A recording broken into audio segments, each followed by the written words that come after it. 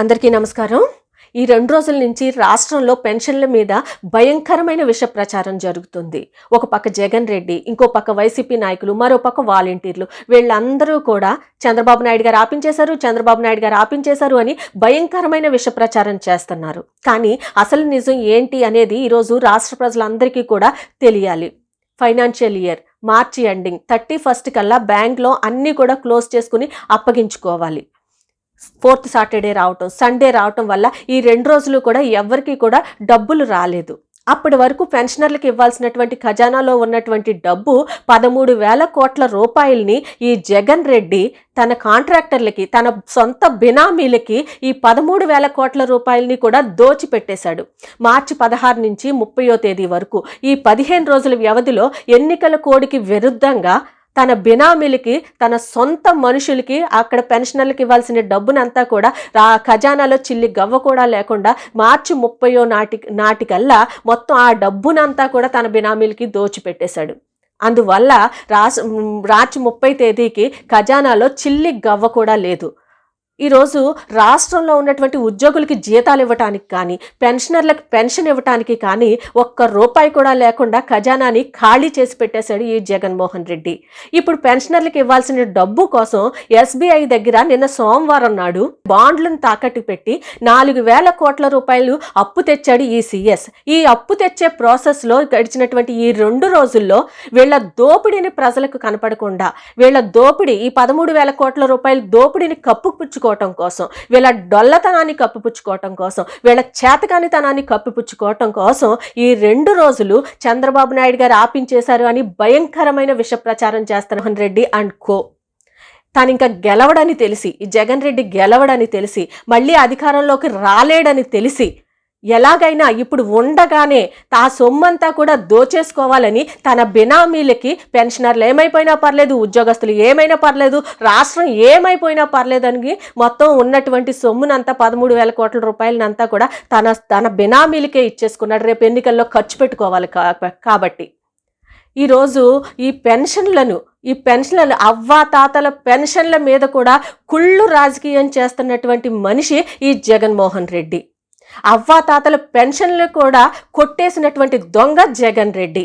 మనం ఇప్పటి వరకు సినిమా పేర్లనే మనం చూసుంటాం. యామ దొంగ, టక్కర దొంగ, అడవి దొంగ అని. ఈరోజు మన రాష్ట్రంలో పెన్షన్ దొంగ ఈ జగన్ రెడ్డి.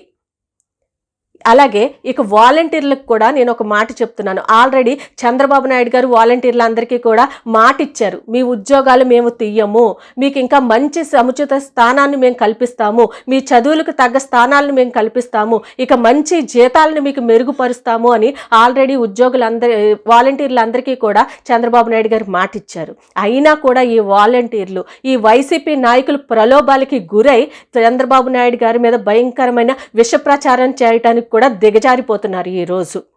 అలాగే ఈ అవ్వాతాతలందరికీ కూడా మీ మనవరాలిగా నేను ఒక మాట చెప్తున్నాను. రేపు చంద్రబాబు నాయుడు గారు అధికారంలోకి వచ్చిన తర్వాత మొదటి నెల నుంచే 4,000 రూపాయల పెన్షను 1వ తారీఖున ఉదయమే మీ గడప దగ్గరికి, ఈ వాలంటీర్ల చేతే మీ గడప దగ్గరికే పంపిస్తారు చంద్రబాబు నాయుడు గారు.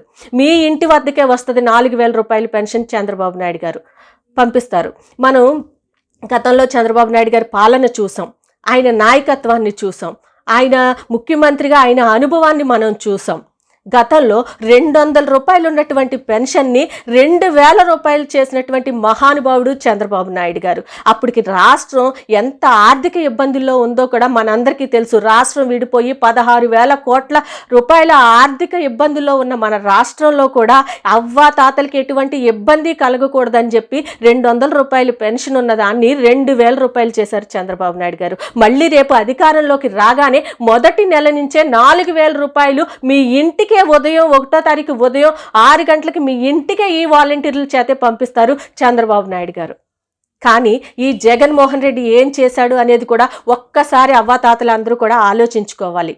2019 ఎన్నికలకు ముందు నేను అధికారంలోకి వస్తే నేను మొదటి నెల నుంచే మీకు 3,000 రూపాయలు చేసేస్తాను, 2,000 రూపాయల పెన్షన్ అని మనందరికీ హామీ ఇచ్చాడు ఈ జగన్ రెడ్డి. కానీ అధికారంలోకి వచ్చిన తర్వాత పెంచుకుంటూ పోతానని మాట తప్పాడు. మాట తప్పి చంద్రబాబు నాయుడు గారు చేసిన 2,000 పెన్షన్ని 3,000 చేయటానికి ఈ జగన్ రెడ్డికి 5 ఏళ్లు పట్టింది. మరి మొదటి నెలే చంద్రబాబు నాయుడు గారు కనుక 2019లో గెలిచి ఉంటే మొదటి నెలలోనే 3,000 చేసి ఉండేవారు చంద్రబాబు నాయుడు గారు. ఈ లెక్కన మనం ఎంత నష్టపోయాం ఈ జగన్మోహన్ రెడ్డి వల్ల అనేది మనందరం కూడా ఆలోచించుకోవాలి. కాబట్టి ఈరోజు ఈ జగన్ రెడ్డి తన చేతకాతనాన్ని కప్పిపుచ్చుకోవటానికి చంద్రబాబు నాయుడు గారి మీద నిందలేస్తూ విష ప్రచారం చేస్తున్నాడు. ఈ జగన్మోహన్ రెడ్డి ఆడే ఈ జగన్ నాటకంలో మీరెవ్వరూ కూడా చిక్కుకోకూడదని రాష్ట్ర ప్రజలందరూ కూడా అవ్వాతాతలు అందరూ పెన్షనర్లు అందరూ కూడా ఈ విష ప్రచారాన్ని తిప్పికొట్టాలని అర్థం చేసుకోవాలని ఈ జగన్ మాయలో జగన్ నాటకంలో మనందరూ కూడా చిక్కుకోవద్దని మీ అందరినీ కూడా వేడుకుంటున్నాను. Thank you.